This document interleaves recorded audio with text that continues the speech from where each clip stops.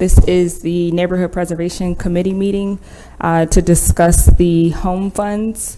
And I have with us today Councilor Hogan, Councilor Monto, Councilor Peniagua, and Councilor Green, myself, Councilor Allen. And then we also have Commissioner Collins and is Deputy Commissioner Michelle Sapansky. Okay. All right. So you guys can go ahead and get started. Just kind of give us an overview of the program, and then I guess we could, I like to just ask questions as we go along because sometimes I'll forget at the end, so. Sure. Okay. Sure. So to give a quick overview of what this is and then the processes that we've gone through to get to this point, I want to first acknowledge the team that's been working on it. So the home program is a HUD program that is one of the entitlement grants that comes to us through HUD.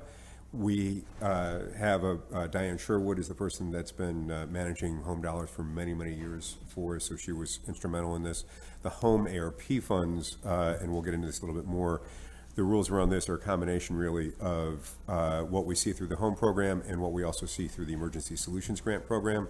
So Sue McMahon, who heads up that program for that grant for us, has been deeply involved in this as well. And also I want to acknowledge Elizabeth Wengert, who heads up the grants team, who's with us right now. So what we've got in front of us is a separate allocation of American Rescue Plan Act funds from the what's come through Treasury. When Congress authorized what we've all referred to as the ARPA funds, there also was a distribution through HUD that the rules for this came out much, much later. And in fact, there was an iterative process that HUD had where the rules changed many times through the first several months after the announcement. Specifically what this is an allocation to us of about $5.1 million that is designed to take care of housing needs for the most vulnerable populations, and we'll talk about what that is in just a minute. We have, it's something that is submitted as an attachment to our annual plan that we submit that as you approve every spring for CDBG, ESG, and home funds. This is considered an attachment to it. Okay. So we've just opened the public comment period that we have for this, but prior to the public comment period, prior to everything here, we did outreach with the groups that HUD has outlined, which is basically the continuum of care participant agencies. So these are the agencies that are housing agencies dealing with the most vulnerable populations, and we went through meeting with them in multiple different ways.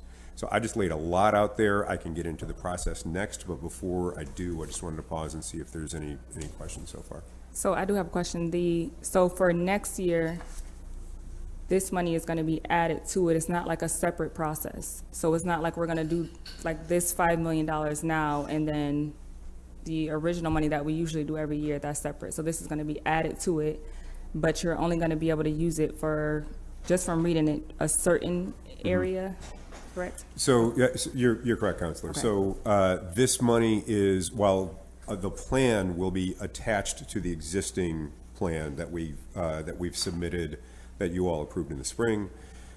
This is its own standalone item. Okay. That's why it's an attachment. This money will be available to us after we go through the approval process. So, should be later this year.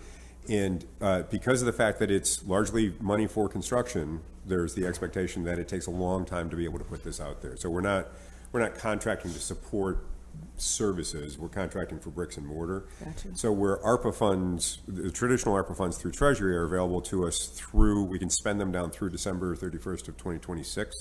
These funds, technically we have until December 31st, 2030 to spend them, with the understanding that construction projects just are a lot longer. Through 2030, yeah. So we really have got 8 years to be able to utilize these funds. We certainly don't expect that they're going to last that long, but even if you've got them allocated, say your final allocation is in 2027, there's some delays with the project, you could see it finally wrapping up 2 years later and making the disbursement then, which is why that's useful to us. Frankly, if this had the same timeline, it would be a little nerve-wracking for us. So to go into process, the county also, as they do with CDBG and ESG, the county also has an allocation. They've got a little less, about half of the allocation that we have right here. They're a little over $2 million.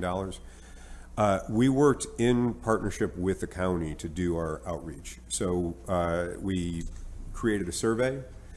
Sent it out to all the different organizations, sent it out, and we got very good response, sent it out a second time. Actually ended up with an over a 40% response rate, which for people that know surveys know that that's a really high level of response. We did in-person and virtual meetings that were group meetings, again, for all of the groups that were part of the outreach we were supposed to do, and then individually also met with other groups that we had done the outreach to. They'd not been able to attend those 2 meetings, but still wanted to have a chance to provide feedback. So we really worked to make sure that between virtual and in-person, large group, individual, and survey, we were doing everything we could to hear from the community of providers what it is that they felt was most important. And that's what we'll see reflected within this budget.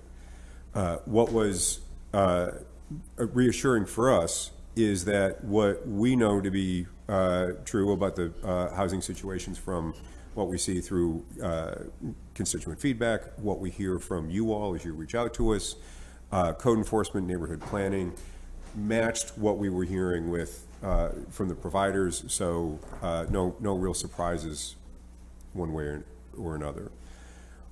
The money is designed to protect those that are homeless, at risk of homeless, or within special populations that HUD wants to deem as priority.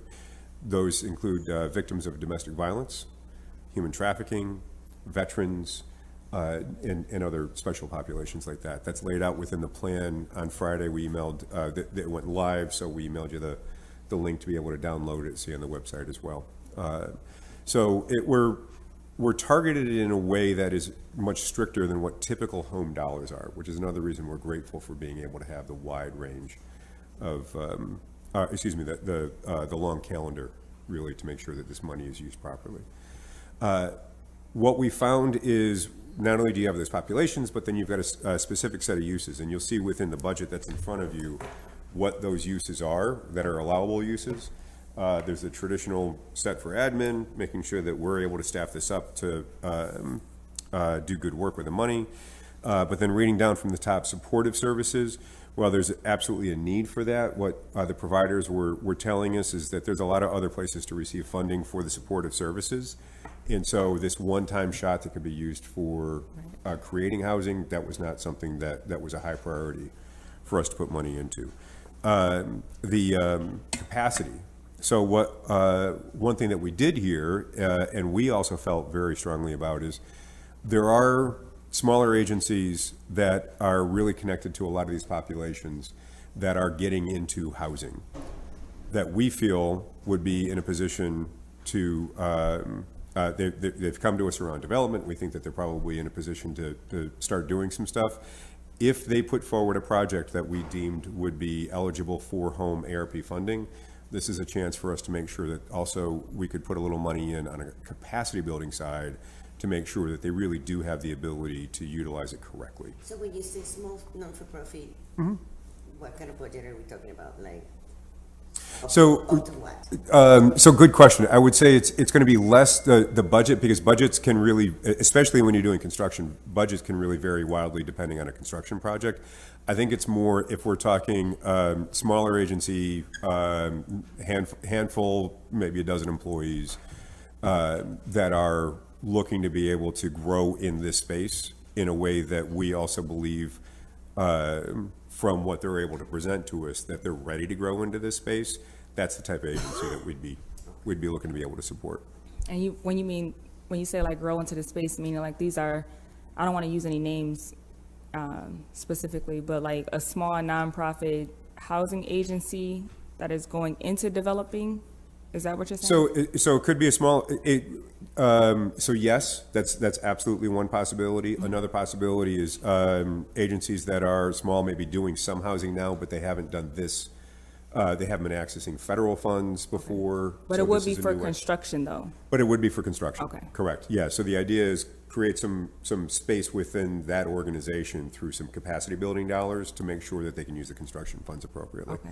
And are if they there- were awarded that. So are there any funds available for, because I see like some of the, it's not just about like building like huge apartment buildings, but some of the rehabs for some units. So for smaller construction companies, that's just like 2-3 people, is there funding available for them as well to be able to take part in this? So there could be there's a few different ways to look at it. So if we're doing nonprofit development, or excuse me, if we're doing rental development, a small agency like that, we need to understand what their management of that property is going to look like in a way that's going to make sure that they're able to maintain the property as well as maintain the documentation about the eligibility of the residents. So that's the type of thing that we would look at. So like if I own my own construction company, is there an opportunity for me to be able to gain access to these type of funds and go and get like one of the properties and rehab it?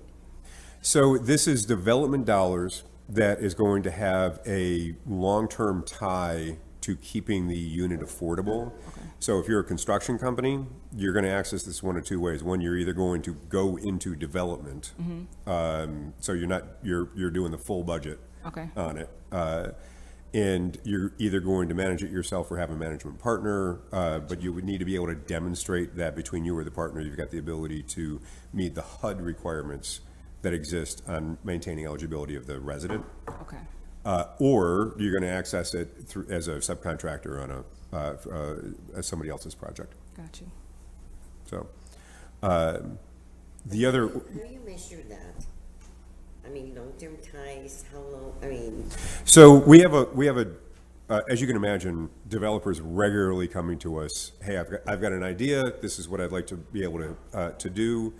And we'll sit down with them, take a look at it. If it's housing and it does not have an affordable housing component, we're always pushing for them to include one.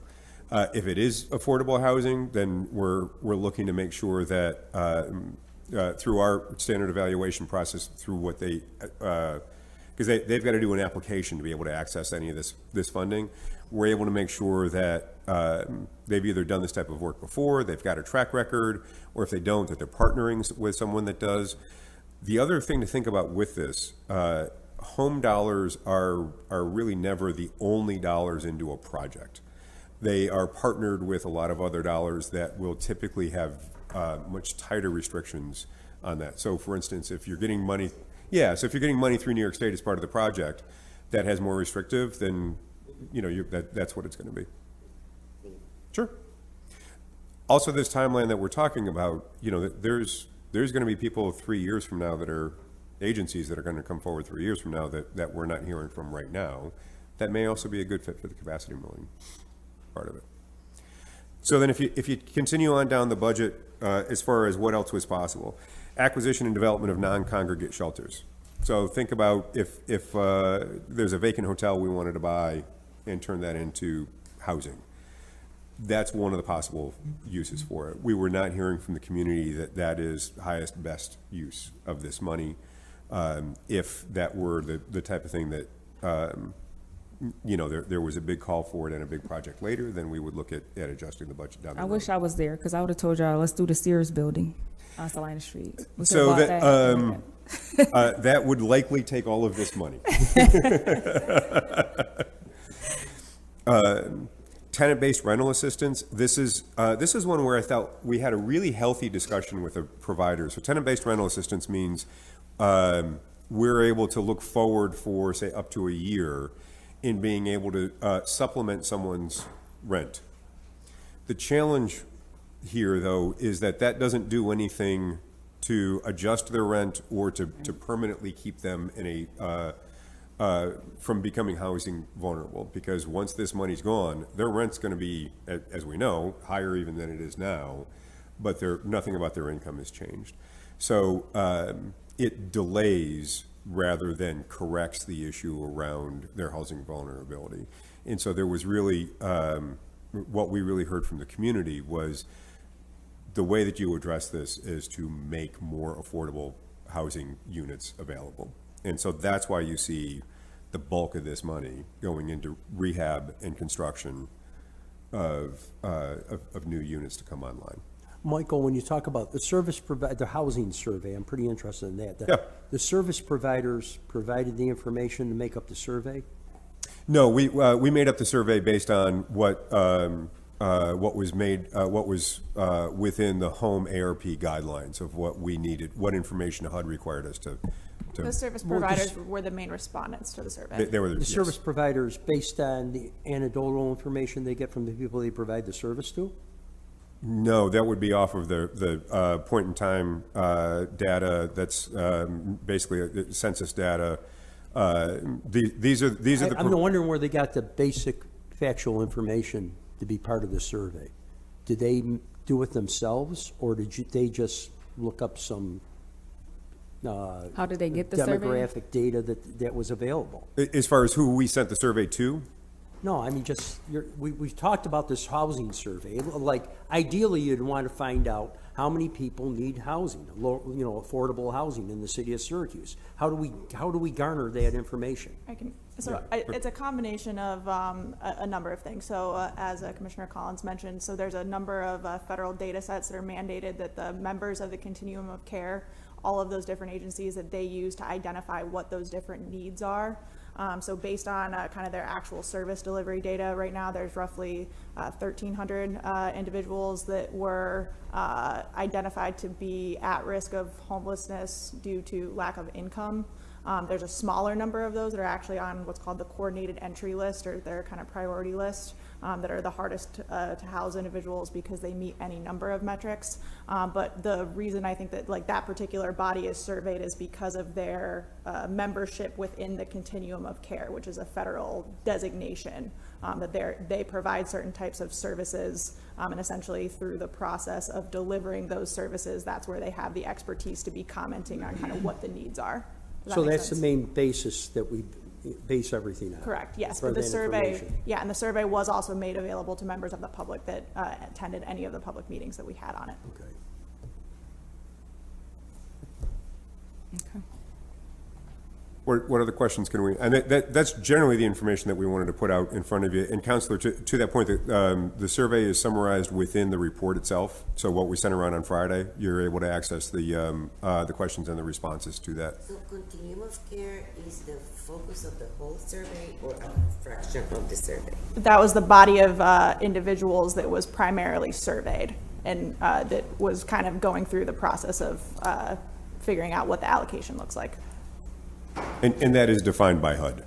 So that HUD directed us to interact with the continuum of care to guide the building of what you Because see in there's so front of you. much more, yeah. Besides that. Absolutely, because of the fact that there's very targeted, specific populations that were required to serve within this money, and the money's excluded otherwise. That's why it's yeah. Can you give us an example of the supportive services, the actual organizations that were a part of the survey? Yeah, actually, that's so Is that I'm is trying to within- gauge the population that you're referring to, but I can't because I don't know which agencies you looked at. So we've got Home Headquarters, Rescue Mission, Department of Social Services from the county, Chadwick Residents, Tiny Home for Good, YMCA, Salvation Army, Catholic Charities, Arise, Allen Foundation, Syracuse Housing Authority, Vera House, the Homeless Housing Coalition, Greater Syracuse Tents Network, Hiscock Legal Aid Society, NEDA, County Department of Child and Family Services, Okay. County Mental Health, a few more. Gotcha. And do you guys did they give you, from the HUD guidelines, is there a minimum of units that have to be produced? And is there a max? There's not a minimum number of units that we to be produced. We average either side of about $60,000 per unit of home dollars that go into a unit. So we expect that that this money will end up supporting 75, bringing 75 new units online. Okay. And this is affordable housing, is it all rental or is it some home ownership? Because of the definition of the populations, it would be very difficult to produce owner-occupied Gotcha. opportunities for those populations. We are open to it if someone's able to present such a plan. So who decides who gets the money? You have like a citizens commission or something like that, or how do you do that? So, Counselor, the home application process has been the same for all of the years that we've done it, and that's that Neighborhood and Business Development reviews every application that comes in based on the money that we've got available, the strength of the application, the other capital funds that they've got tied into it, but it's an administrative process. Oh, so it's just your staff? Correct. Okay. What about, I'm interested in that idea about a provider all of a sudden deciding to get into housing. I don't, how would that work out? I'm not sure that would be a tenuous type thing, I would think. It depends on the situation. Catholic Charities, for instance, is looking. They're building permanent housing units along with their homeless shelter. So you've those units are aimed at.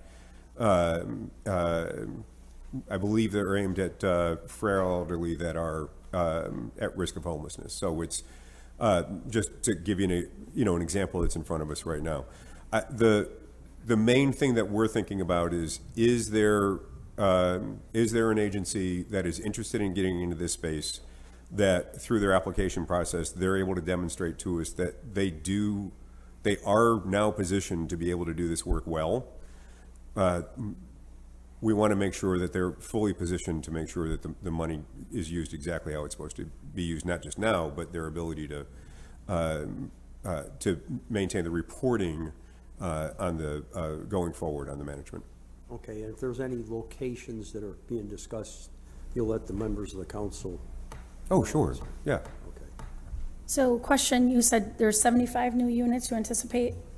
We anticipate over the course of this funding that it's likely it'll be 75 units that this money will go into. And is it one person per unit or multiple people per unit? What does a unit look like?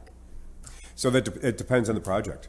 100% depends on the project. There's times where we could see families, we could see individuals.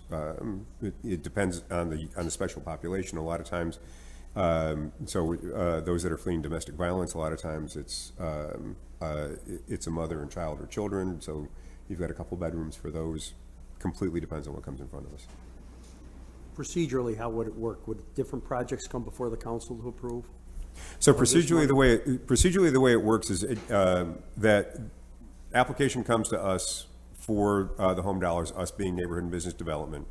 We take a look at what else is involved in there. Many times when it's affordable like this, the council is automatically going to be included because there may be a shelter rent agreement.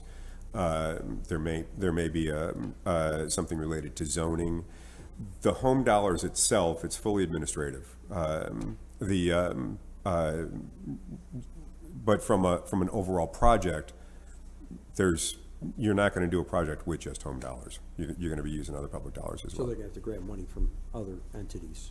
So the most common being housing, HCR from New York State, Housing Community Renewal, whether it's a LIHTC, low-income housing tax credit application or something else like that. And as you know, they're always going to need a shelter rent agreement to be able to do it, and that comes in front of the council. Okay.